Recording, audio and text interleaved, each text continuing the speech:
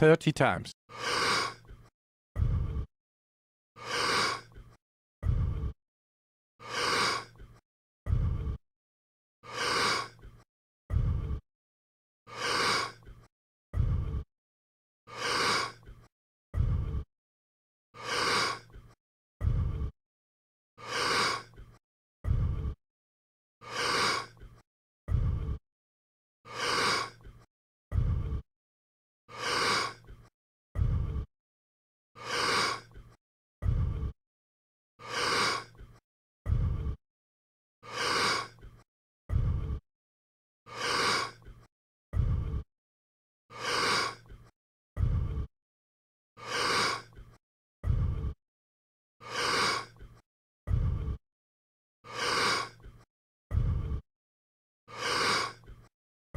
Ten times more.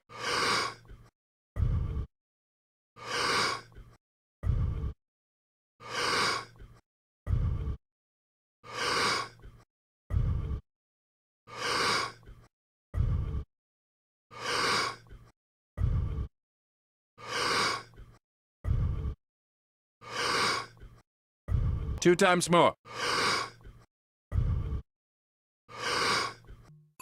Letting go and stop. And if you tell me it's that person or that circumstance, we went back to the unconscious program of being a victim. Nothing wrong with that. Nothing wrong with reacting. But the next question is how long? I'm going to stay in this mode. Right. Or do you want help getting out? Right. Yeah, right? So I think that when you start feeling those elevated emotions and your energy is synchronized, right? And you got a Wi-Fi signal. Right. You got a signal. You're connected. You're 5G. You're connected. And you're whatever. connected. And what are you connected in? In this sense of wholeness, this sense of love, this sense of joy, this satisfaction with yourself and your life. And when I watch this, Louis. I mean, people come to our events for all kinds of reasons. Some people come for health. Some people come for wealth. Some people come for relationships. It's really funny, and they show up. Angry people. They're angry with themselves. When they're angry with themselves, they'll be impatient and angry with others. People who are unhappy with themselves will punish other people so that they can feel their unhappiness. Or is it to get their anger out, or is it why? No, because that's who they are. That's the emotion that's driving their behaviors.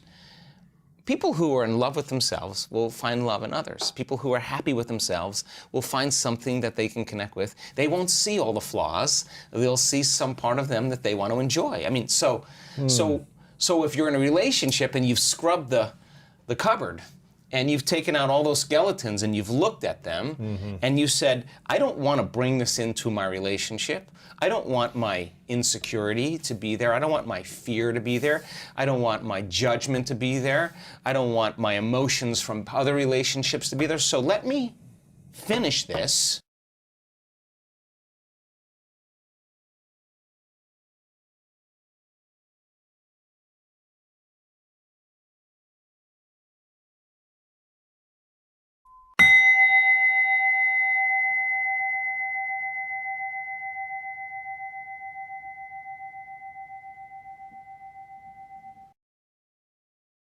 Thirty times.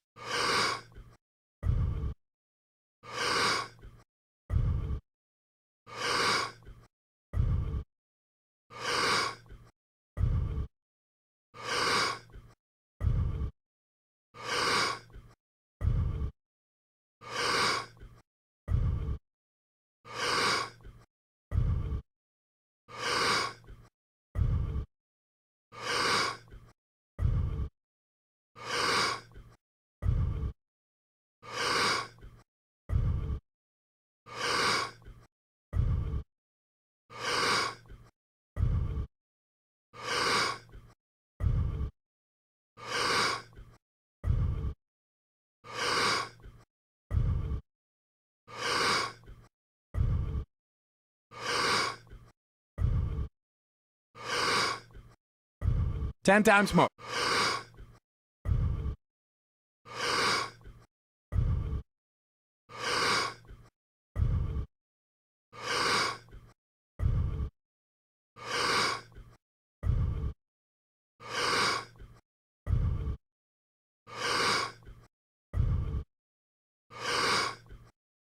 Two times more.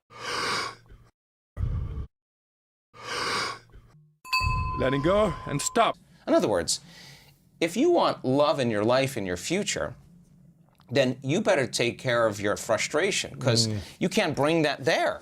You got to leave it. So then, well, you may say to me, well, it's because that person and this emotion from 15 years ago, my ex, makes me feel frustrated. Well, let me tell you something. The only reason that you're thinking about your ex is because you're still in frustration. You overcome frustration. You'll look back at your ex and you'll be like, I wish them well. Yeah. I'm not connected to my past any longer. So cleaning the cupboards and getting down to those thoughts that slip by people's awareness all the time, their behaviors, how they complain, they make excuses, they say it'll never happen. What do? And the emotions that keep them connected to their past, they won't even see that person. That they'll walk right past their future relationship. They'll never recognize that person because they're looking at their future through the neurology and the chemistry of their past. Wow. And the brain only learns we only see reality based on pattern recognition. I memorize your face, now I know Lewis. And if the pattern matches, I know. But if you're creating a future, and you're not clear on that future, and you want all these things, but you haven't addressed all those circuits and behaviors and emotions and chemicals of the past, you won't recognize the pattern. You'll walk right past the relationship. You'll never see it. So I think that there's the preparation for the relationship, the overcoming, and overcoming and overcoming and overcoming and overcoming and becoming. All of a sudden now says, I am worthy. And the universe only gives us what we think we're worthy of receiving.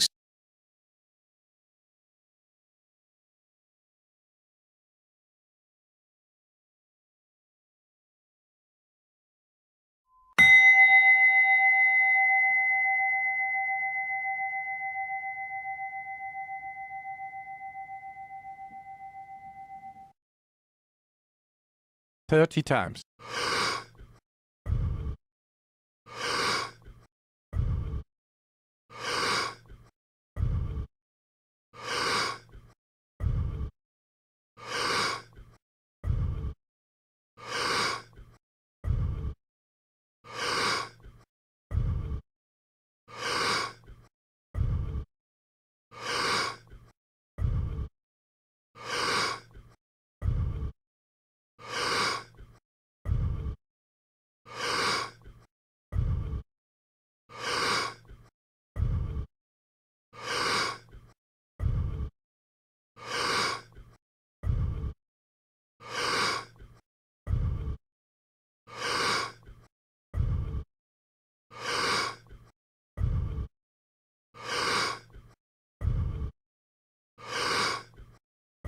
"10 times more.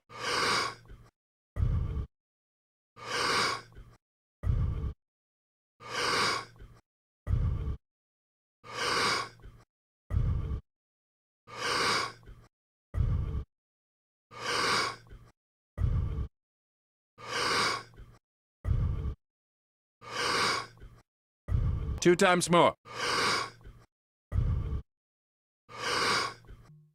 Letting go and stop. So when you're worthy to receive, it's not going to be on Match.com when you're looking at body parts and whatever else.